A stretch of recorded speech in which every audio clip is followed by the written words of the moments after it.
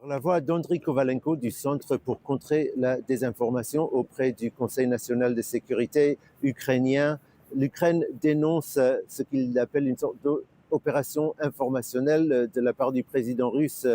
calculée pour coïncider avec la visite de Steve Witkoff, en disant que la Russie a pris toute une série de villes en Ukraine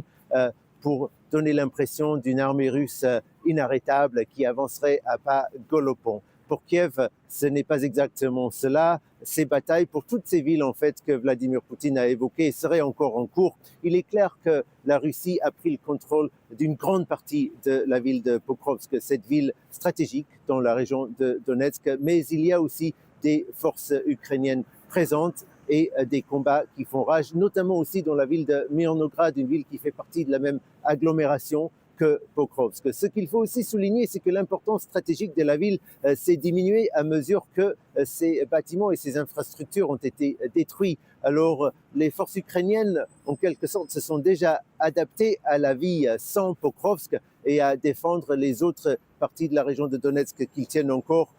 autrement, sans s'appuyer sur cette ville comme un hub logistique. Clairement, néanmoins, l'armée ukrainienne est en difficulté. Les Russes ont pris presque 2 fois plus de territoire au mois de novembre qu'ils n'avaient pris au mois d'octobre, 505 km².